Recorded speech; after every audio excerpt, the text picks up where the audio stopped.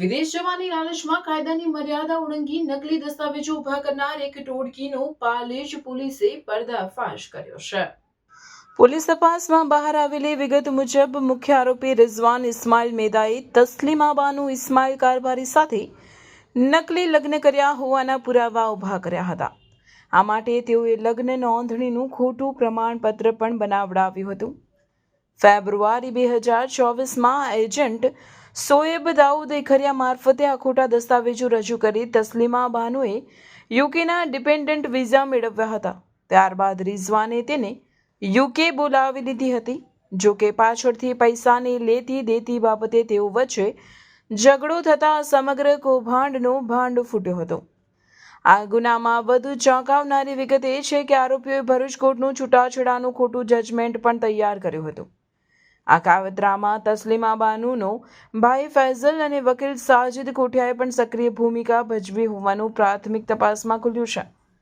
Bharuch SP Akshayraj મકવાણાની સૂચના હેઠળ પાલેજ આરોપીઓ વિરુદ્ધ દસ્તાવેજોમાં છેતરપિંડી અને બનાવટ ગુનાહિત કાવતરું રચવું, ખોટી માહિતી આપવી અને ગુનામાં મદદગારીના ગુના હેઠળ રિઝવાન ઇસ્માઇલ મેદા રહેવાસી વલણ તાલુકો કરજણ હાલ યુકે, તસ્લીમા બાનુ ઇસ્માઇલ કારભારી રહેવાસી જંબુસર હાલ યુકે, ફૈઝલ ઇસ્માઇલ કારભારી રહેવાસી જંબુસર હાલ યુકે તેમજ એડવોકેટ સાજિદ કોઠિયા રહેવાસી કંથારિયા ભરૂચ હાલ કેનેડા વિરુદ્ધ ફરિયાદ નોંધી કાયદેસરની કાર્યવાહી હાથ ધરી છે।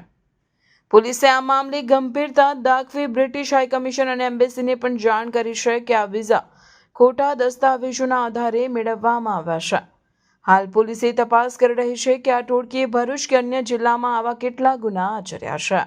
પાલેજ પોલીસ સ્ટેશન દ્વારા એક ખૂબ જ મહત્વપૂર્ણ ગુનો ડિટેક્ટ કરવામાં આવ્યો છે અને તેના અનુસાર એક એફઆઈઆર નોંધવામાં આવી છે કે જેમાં યુકે ખાતે નાગરિકોને લઈ જવામાં આવે છે અને ત્યાં તેમના ખોટા સર્ટિફિકેટ બનાવી, ખોટા લગ્નના પ્રમાણપત્ર ઊભા કરી અને ત્યારબાદ ખોટા લગ્નના અને ડાયવોર્સના કાગળ ઊભા કરી અને તેમને ત્યાં નાગરિકતા ઊભી કરતી એક ટોળકીનો પર્દાફાશ કરવામાં આવ્યો છે। આ ટોળકીના મુખ્ય સૂત્રધાર એવા કે રિઝવાન ઇસ્માઇલ મેદા અને તેમના ખોટા લગ્ન કરાવેલા એવા તસ્લીમા બાનુ ઇસ્માઇલ કારભારી વિરુદ્ધ ગુનો નોંધવામાં આવ્યો છે। આ ટોળકી દ્વારા પોતાના ભાઈ એટલે કે ફૈઝલ ઇસ્માઇલ કારભારીને પણ આ જ પ્રકારે ખોટા સર્ટિફિકેટ બનાવીને લઈ જવામાં આવ્યા છે।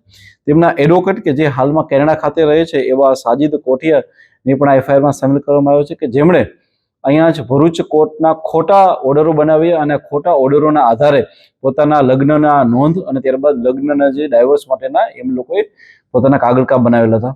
આ ટોળકીને વિરુદ્ધ ગુનો રજીસ્ટર કરવામાં આવ્યો છે। સાથે સાથે બ્રિટિશ હાઈ કમિશન અને એની એમ્બેસીને પણ પ્રોપર ચેનલ મારફતે આની જાણ કરવામાં આવશે અને આ ટોળકી આ સિવાય પણ જો કોઈ પણ જગ્યાએ આખા જિલ્લામાં કોઈ આવા ગુના આચરેલા હશે તો તેની પણ હાલમાં જે છે એ પૂછપરછ અને ત્યારબાદ છે એની આગળની કાર્યવાહી કાયદેસરની ચાલુ છે। Thank you.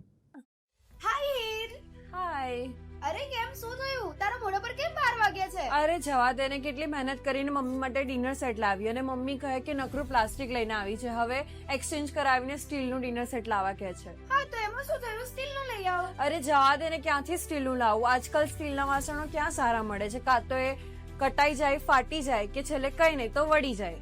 હવે સ્ટીલના વાસણો નહીં ફાટે, વળે કે નહીં કટાય।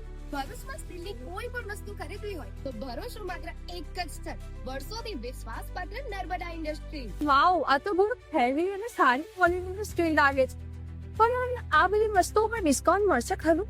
અરે આ બધી વસ્તુ તને હોલસેલ ભાવમાં મળી જશે। ભરૂચના બધા હોટેલ્સ વાળા, કેટરિંગ વાળા બધા અહીંથી જ વાસણો ખરીદે છે। માત્ર ભરૂચમાં જ નહીં પણ વિદેશમાં પણ નર્મદા ઇન્ડસ્ટ્રીના ટ્રાયપ્લાય વાસણોની ખૂબ જ માંગ છે, એટલે જ વિદેશમાં રહેતા લોકો વાસણો ખરીદવા માટે નર્મદા ઇન્ડસ્ટ્રીને જ પસંદ કરે છે। તો અમે તમારી શોપિંગ કરી લીધી છે। તમે ક્યારે આવી રહ્યા છો? Narmada industry phase 1 JITC near Narmada Nagar, Bharuch. For more information call on the given number.